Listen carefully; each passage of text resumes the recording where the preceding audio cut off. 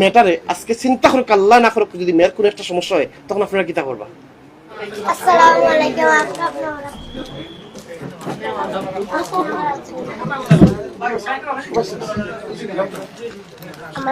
আমার নাম হলো Faiza Akhtar Maisha. The documents are from Thailand.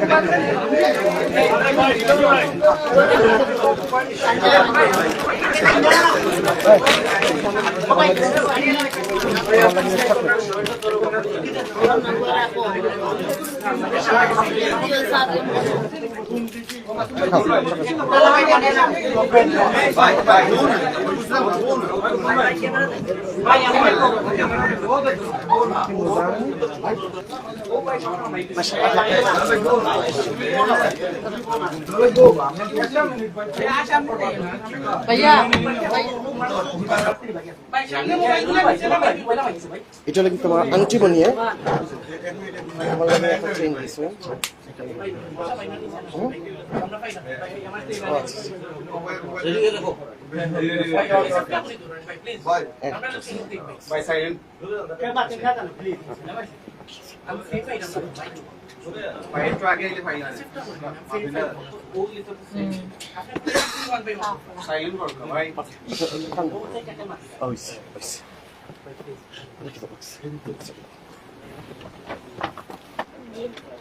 আমার একটা চকলেট দাও তো আমার মেয়েটা না আমি খাই না আচ্ছা এখন করে গিয়ে আমরা বই আমি যে মাইশা ফ্যামিলি ব্যাকগ্রাউন্ডটা আমি চেক করাইয়া সব ডিটেলসটা আমরা অনেক কিছু আমরা অজানা এগুলো কিন্তু আমরা আপনারা এখন দেখবো এখন ইয়া হামাইরা আমরা সব কিছু জিও করছি তার যে তাই সম্পর্কে তাই আর একটা বই আছে তাই মামা আসইন ফ্যামিলি অন্যান্য গার্জিয়ান আসইন আমরা সব একলগে বইয়া তাই সম্পর্কে তাই পুরো প্রোফাইলটা আমার কাছে আছে।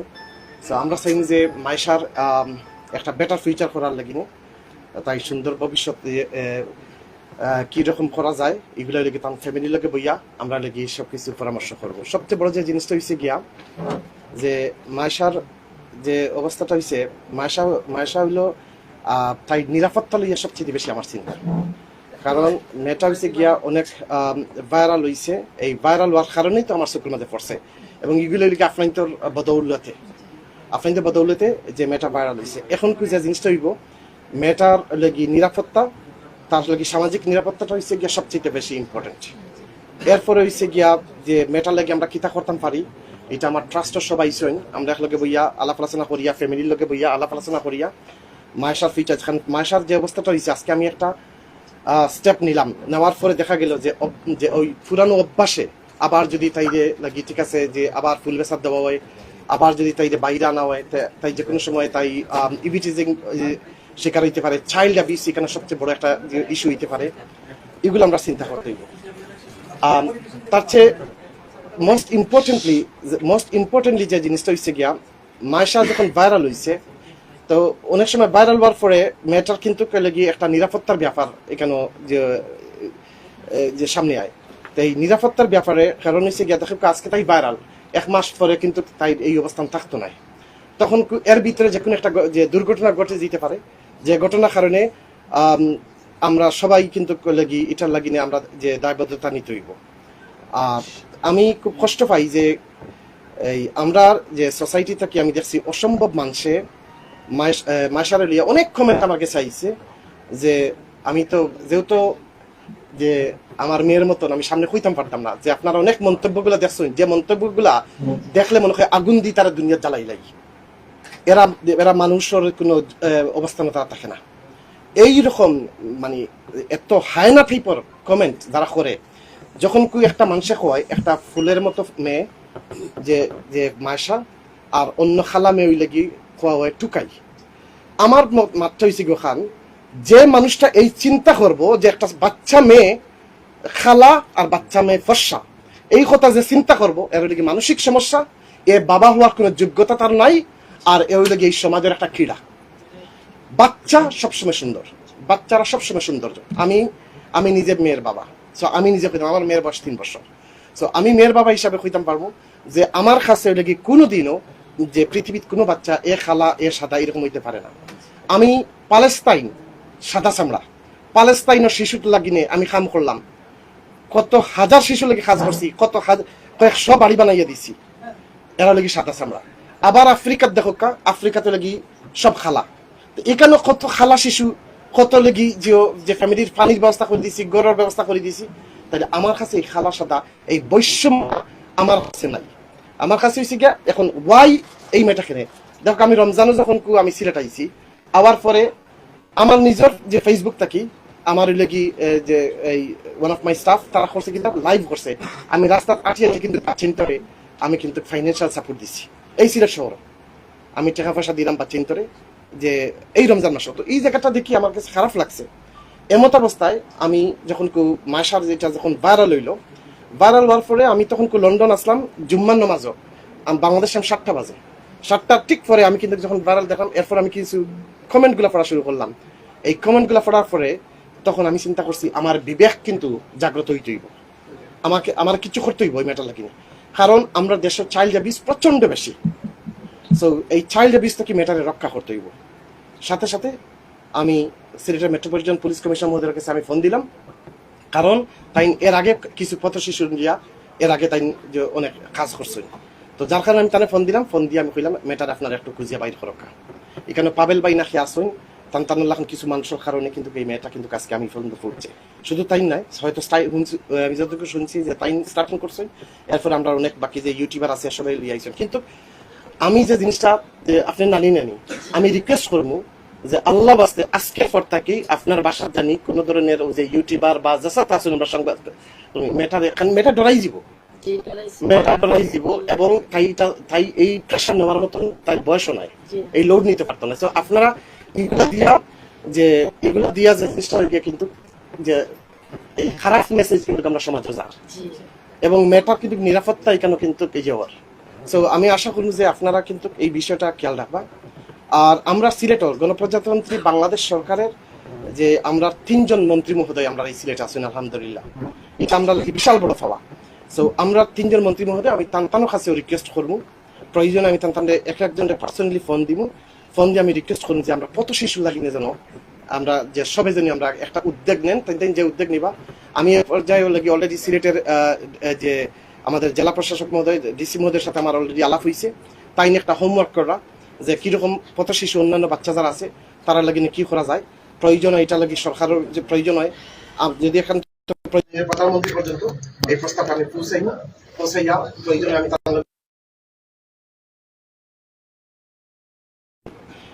আর যারা যে কোনো আইডিয়া নাই যে পথ শিশু লইয়া, আপনারা দেখবা যে আমার বাসা হয়েছে কি ঢাকা গুলশান। তো ঢাকা গুলশানোর আমরা এখানে যে বস্তি এলাকা আছে, ঢাকা ভার্সিটির যে এলাকা আছে, আমি কি তা করাম বা চিন্তা লাগিনি, বিকজ এই যে মেয়েটা আছে এই মেয়েটার জন্ম আমার ঘরে হইতে পারতো, অর্থাৎ আল্লাহ রাব্বুল আলামিন তাইরে আমার সন্তান হিসাবে দুনিয়া দিতে পারতাম। তাইর মাঝে আর আমার মেয়ের মাঝে, আমার মেয়ের নাম হলো কি ফারিস্তা, আমার মেয়ের মাঝে কোনো ব্যবধান নাই, শুধু হয়তো ফ্যামিলি ব্যবধান, টাকা পয়সা ব্যবধান, হয়তো স্টেটাস ব্যবধান, এতটুকু। এটা লাগে দুনিয়াপন্থী, এগুলো লাগে আখিরাতপন্থী নয়। সো যার কারণে যে আল্লাহ বাস্তায় আমি সব যে সাংবাদিক বৃন্দ সবার কাছে আমি হাত জোর করে কইব, প্লিজ চলকা আমরা মেটার সেভ করি, মেটারে জানি আমরা আর কোনো মেন্টাল প্রেশার দিই না, মেটারে গিয়ে আমরা বারবার আপনারা নিজে দেখো, আমার কাছে কয়েকজন সাংবাদিক ভাইরা আমার দিচ্ছেন কয়েকটা ভিডিও দিচ্ছেন, যে ভিডিওর মাঝে যে কিছু ইউটিউবাররা তাইরে সামনে রাখিয়া যে অশ্লীল যে কিছু কিছু শব্দ ইউজ করছেন, আমার সন্তানের সামনে করলে আমি কিন্তু আল্লাহ ওয়াস্তে আমি দুনিয়া থেকে বিদায় দিলে দিতাম। আমার সামনে এটা করলে আমার সন্তানের সামনে পৃথিবীর কোনো বাবা এগুলো সহ্য করতে পারতো না। এত যে ওয়ার্ড গুলা ইউজ করা হয়েছে অসম্ভব, মানে যে এত কুরুচি সম্পন্ন যে ওয়ার্ড গুলা ইউজ হয়, এগুলো আমি যেটা বলি আমি আমার মেয়ের সামনে হয়তো এখন কইতে পারতাম না। সো যখন আমি আপনাদের সবাই রিকোয়েস্ট করবো যে আপনাদের মাধ্যমে আমি পাইছি, এবং আপনারা কিন্তু এখন মেয়েটার প্রোটেকশন দরকার। যেমন এমন কোন ধরনের আরো একটা জিনিস হয়েছে গিয়া যে কিছু একটা গোষ্ঠী গ্রুপ যে ফাহিম ভাই দায়িত্ব নিচ্ছে, এখন আমার দেখো আমার সবে পছন্দ করতো না, এটা কোয়াইট নর্মাল, সবে আমার পছন্দ করার দরকারও নাই। বাট আমার একটা লিখি ফাহিম ভাইয়ে দায়িত্ব নিচ্ছে, ফাহিম ভাইয়ে খালামে হইলে টুকাই হইলাও নে যে টুকাই হিসাবে নিতা যারা এই চিন্তাটা করে, আমি আবার কইলাম এরা মানুষ নাই, এরা মানুষ দেখতে মানুষ কিন্তু ভিতরে হয় না জানোয়ার।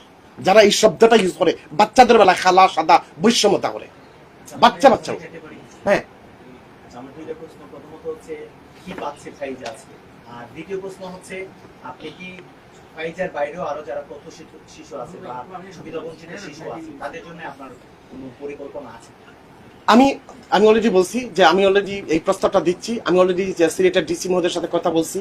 আমি আপনাদের মাধ্যমে আমাদের যে গণপ্রজাতন্ত্রী বাংলাদেশ সরকারের 3 জন মন্ত্রী মহোদয় আছেন সিলেটে, ওনাদের কাছে বলতেছি এবং প্রয়োজনে আমি ওনাদেরকে পার্সোনালি ফোন করে বলবো ওনাদেরকে কিন্তু উদ্যোগ নিতে হবে, যেহেতু ওনারা সরকারের ভালো একটা অবস্থানে আছেন। ওনারা উদ্যোগ নেন এবং সেখানে আমাকে যে সর্বসহযোগিতা ওনারা পাবেন। আর দেখেন পথ শিশু আর ঘরের শিশু আমার কাছে সবই সমান, কারণ এরা আমার সন্তানের মতন। এবং আপনি একটা কথা মনে রাখতে হবে যে আল্লাহ রাব্বুল আলামিন চাইলে ওর ঘরে আমাকে জন্ম দিতে পারতো, আমার ঘরে ওরে জন্ম দিতে পারতো। আল্লাহ হচ্ছে খালিকুল মালিক, গফুরুর রহিম, রহিমুর রহমান। এবং সেই জায়গা থেকে আমি বলতেছি ইনশাল্লাহ এটা। এবং ফাইজার যে কে পাচ্ছে, কথাটা কে পাচ্ছে না, আমি আপাতত যে অবস্থানে আমি আমার যে ট্রাস্টেড লোকদেরকে নিয়ে কথাবার্তা হয়েছে বা অনেক বিভিন্ন মাধ্যমে কথা হয়েছে, তো আপাতত হচ্ছে ফাইজার যে অরিজিনাল পরিচয়টা আমার কাছে সব লিগ্যাল ডকুমেন্টস আছে। ফাইজার আর একটা বোন আছে। হ্যাঁ আচ্ছা, একটু আমাদেরকে একটু সাংবাদিক ফাইজার ফ্যামিলি মেম্বারদেরকে একটু নিয়ে আসতে চাচ্ছি, একটু রাস্তাটা দিয়ে দেন। আমি আপনাদের সামনে যে পরিচয় করে দিয়ে দিচ্ছি।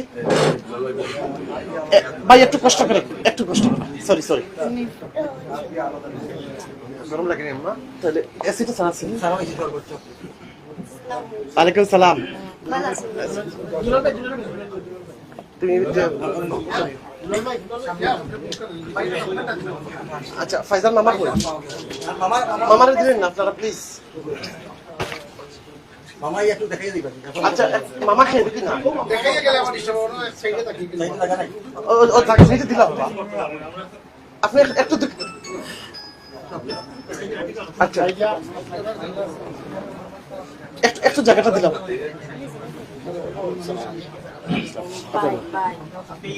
আপনি পরপর কিন্তু লাখ লাখ দর্শক কিন্তু লাখ লাখ দর্শক কিন্তু একটা আগ্রহ নিয়ে বসে আছে যে ফাইল রেমাল চৌধুরী কি দিচ্ছে আসলে ফাইল। আচ্ছা এটা আমি এখন আমি আপনাকে দেখে বলতেছি। সরি ভাই, এখন হচ্ছে এই হলো ফাইজার। এটা কি তোমার বোন, তোমার আপন বোন? আচ্ছা, এটা হচ্ছে ফাইজার আপন বোন, বড় বোন, ঠিক আছে? এবং এই বোনটা যে কোথায় থাকে যেন, যে এই যে আচ্ছা গ্রামে থাকে। এখন যে জিনিসটা হচ্ছে আমরা ফাইজার জন্য যেটা করতে চাচ্ছি, আমি ফাইজার যে লেখাপড়ার পুরো দায়িত্ব নিচ্ছি। আমি ফাইজার যে নানির যে দাবি, উনি একটা ফলের দোকান চাচ্ছে, আমি একদম পুরা যে একটা ফলের দোকান ওনাকে দিতে রাজি আছি, যাতে উনি এখানে একটা ফলের দোকান, একটা কর্মসংস্থান ব্যবস্থা করে যাতে ওখান থেকে উনি ব্যবসা করতে পারে, যে পুঁজি টুজি সহ প্রয়োজন হয় 2-1 মাস এই যে ফলের দোকানে যা যা করা লাগে সবকিছু আমি যে আমার ট্রাস্টের পক্ষ থেকে করা হবে, যাতে আমরা যে এক্সপেক্ট করতেছি উনার হয়তো মাসের রেভিনিউ মিনিমাম ROI যাকে বলি, রিটার্ন অন ইনভেস্টমেন্ট, মিনিমাম 40-50 হাজার টাকা হয়তো মাসে উনার আসতে পারে। সেটা থেকে হ্যাঁ আসতেছি আপনাদের যেটা দিয়ে ওনার নানির যে ইয়েটা, ওনার যে প্রয়োজন সেটা মিটলো। এই কারণটা হচ্ছে যাতে আমার ফাইজাকে নিয়ে উনি আবার ফুলের দোকানের সামনে নিয়ে পাবলিকলি এটা আবার দেখেন, একটা জিনিস আমাদেরকে মানতে হয়, অভ্যাসে দাস। এমন হতে পারে যে আমার ফাইজা থাকলে আমার ফুল বেশি বিক্রি হচ্ছে, তা আমি আজকে ফাইজাকে আবার কালকে নিয়ে নেই, এমন হতে পারে না। আমাকে বিবেক দিয়ে চিন্তা করেন। তো আমার কথা হচ্ছে নানিকে যে আপনি ফুল আর বিক্রি করার দরকার নাই, আমি বলছি আপনি ফুলের দোকান দিলে ফুলের দোকান দিব। উনি ফলের দোকান দিতে চাচ্ছে, আমরা ওনাকে ফলের দোকান দিব। উনার যে নিডটা আছে ওনারটা উনি দেখুক, হ্যাঁ, যার কারণে আমরা ওনাকে একটা ইনভেস্টমেন্ট দিয়ে দিব। ফাইজার জন্য আমি চাচ্ছিলাম যে ওকে যে এই স্কলারশিপ না কি কয় যে ওকে যে মানে ওকে হচ্ছে বোর্ডিং স্কুলে ভর্তি করার জন্য, যাতে মেয়েটা বোর্ডিং এর মধ্যে থাকে সবকিছু করে। ওনার নানি এটা মানতেছে না, ওনার নানি না করছে যে আমার মেয়ে আমার নাতি আমার কাছে থাকবে।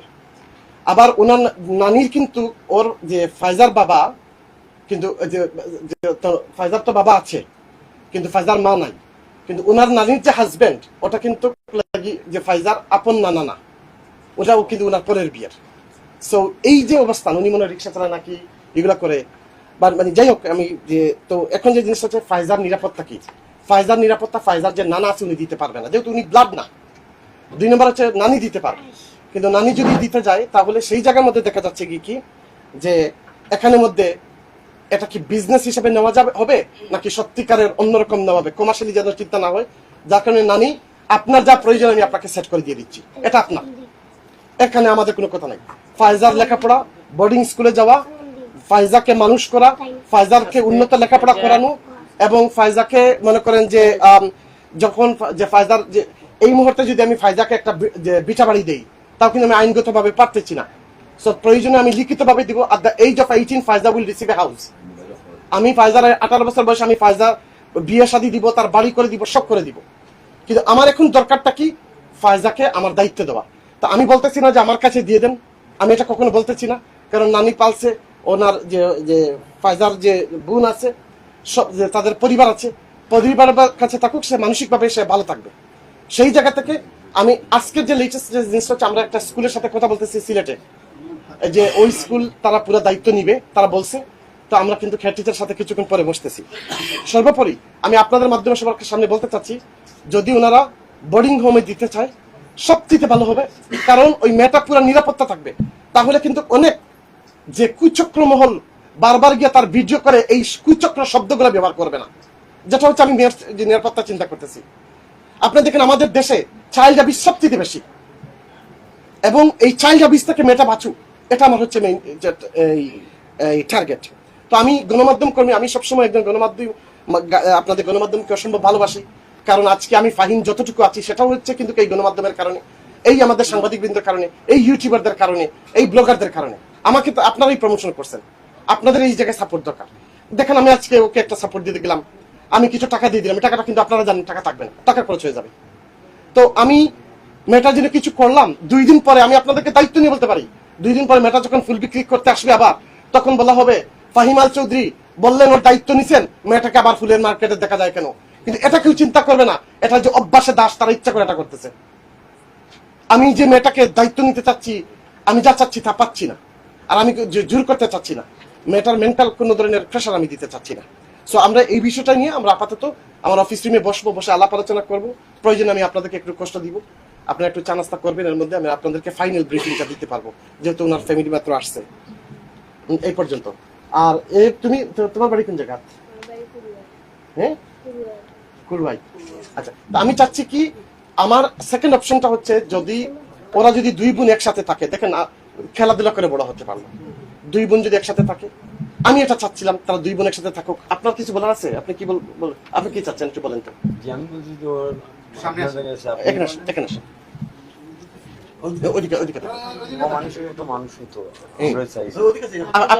আপনি যে ফায়জার কি হন? না না, হ্যাঁ না না, আপনি ফায়জার আমার আপনার বাগনি করে নাতি, মামা কে? তুমি না বলে একদম মার মামা।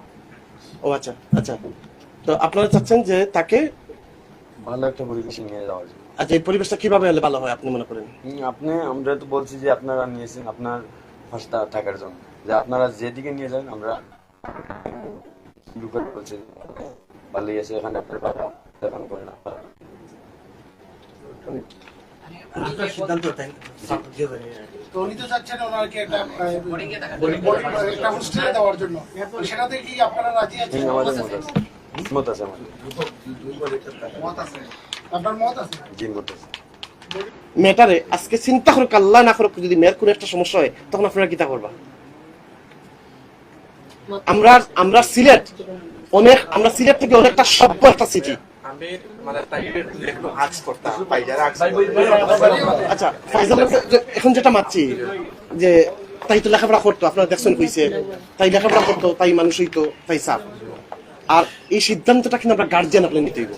আমি আপনার একটা কথা কই, আমার মেয়ের বয়স হতো 3 বছর, আমার ছেলের বয়স 2 বছর। আমার ছেলে যদি খান্দা খাটু করে যে আমি চাকু দিয়ে খালাইতাম, চাকু দেও, আমি আমার বাচ্চার চাকু দিতাম না, কেন আমি জানি আমার বাচ্চা চাকু দিয়ে খাটি দিব, তখন আমি কিতা করবো? আমার বাচ্চার খান্দন বন্ধ করে লাগি অন্য খাল না দিব। তো এখন আমরা কিন্তু তাই সিদ্ধান্ত যেতে পারতাম না। ঠিক আছে, আপনারা এক কাম করুক, এই আপনারা সাংবাদিক বিন্দু ভাই, আপনারা দেখা ফায়দার বয়স হলো কি 10, ফায়দার বয়স 8 নাই, সরি এ মাইয়া না না না ফাইজা ফাইজা এরা লাগে না না ফাইজার বয়স হলো কি 10 বছর তাই জন্ম হলো কি 2016 আমরা সব ডকুমেন্টস বার করছি আচ্ছা ওই লাগি একটা ডকুমেন্টস এরপর হলো কি আপনারা দেখো কাল লাগি যে ফাইজার মার হলো কি যে ডেথ সার্টিফিকেট এটা ফাইজার আম্মার যে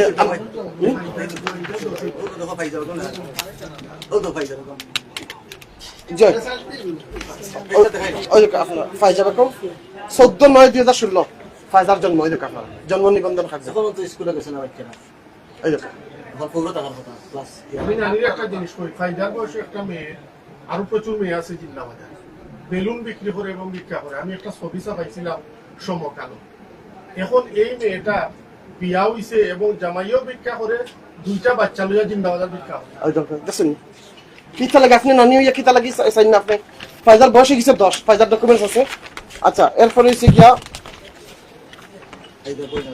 এই লাগি ফাইজার বনির ডকুমেন্টস এখানে আচ্ছা ফাইজার যে এরপরে হইলে কি লুৎফর রহমান না না কি মার মামা মার মামা ও তাই মাও নাই বাবাও নাই বলতে গেলে দুটা বোন আলাদা বুঝিনি তাই মাও নাই বাপও নাই কিন্তু দুইটা বোনের দিকে আলাদা আমরা মানবিক দৃষ্টিতে আমরা আপনি একটু চিন্তা করো করি আপনি আমরা জানাক তবে আমি মনে করি যে লাগি আপনি যে বোর্ডিং দেওয়াটার যে দায়িত্বটা আমার দিলাক আমি আপনার আবার কইলাম নকা আপনি কিন্তু ওই ফুল বেচা লাগতো না আপনার দোকান হইব ফলের দোকান হইব এবং মেয়েটার লেখাপড়া হইলো আচ্ছা আপনি কেন চিন্তা করেন কিলা যে আপনি নিজে চাই না যে আপনার যে নাতিন লেখাপড়া করুক মানুষ ওই তুমি চাও না একটু চিন্তা করে দেখো আপনি একটু চিন্তা করো কাহে আপনার জন্য কি ওই ওই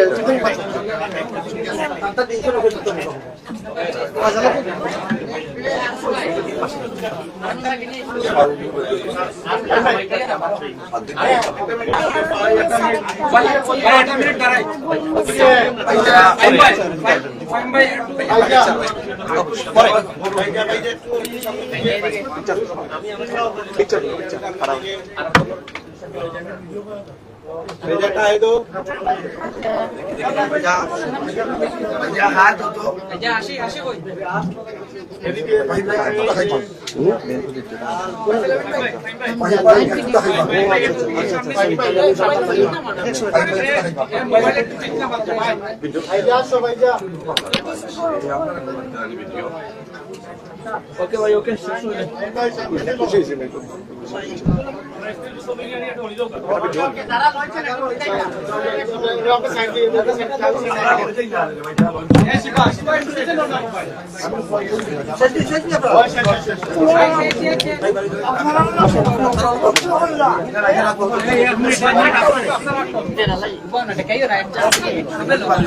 আচ্ছা আমি আমি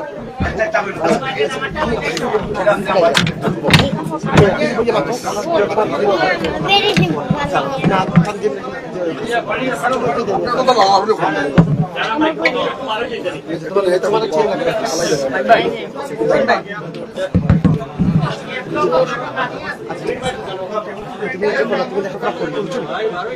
লেখাপড়া করো বড় মানুষ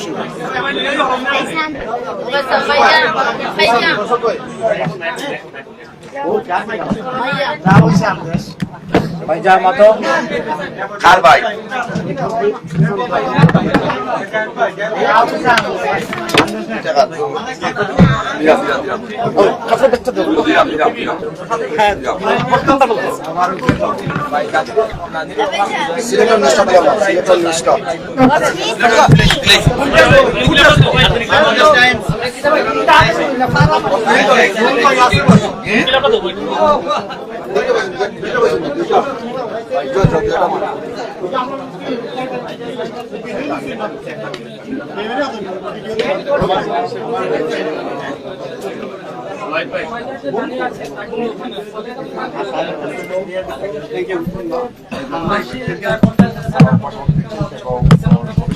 সুন্দর করে গড়ে তোলার জন্য তিনি সমস্ত দায়িত্ব দিচ্ছেন এবং তার পারিবারিকভাবে যে কিছুটা বিষয়টি রয়েছে সেটা কিন্তু দেখতে পাচ্ছি দর্শক।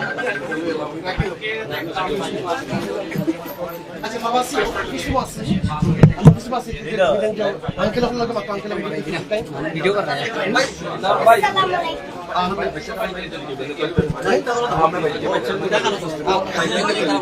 আর আমি আমি আমি কৃতজ্ঞ আমাদের সাংবাদিক বৃন্দ, আমাদের যারা যে ইউটিউবার ব্লগার বা যারা আছেন সোশ্যাল মিডিয়ায় কাজ করেন, আপনাদের সবার কাছে আমি কৃতজ্ঞ আপনারা আসার জন্য। এরপরে হচ্ছে আপনাদের মাধ্যমে এই মেয়েটা কিন্তু সামনে আসছে, এটা আপনাদের সব কারিগঞ্জ আপনাদের আল্লাহ রাব্বুল আলামিন এবং আপনাদের উসিলায় আমি আপনাদের সহযোগিতা চাচ্ছি। দেখবেন আজকে 2 দিন পরে হঠাৎ করে দেখবেন মেয়েটা আবার ফুল বিক্রি করতেছে, তখন আপনারাই বলবেন ফাইন ভাই আপনি কি করলেন, আপনারাই বলবেন ফাইন ভাই কি করলেন।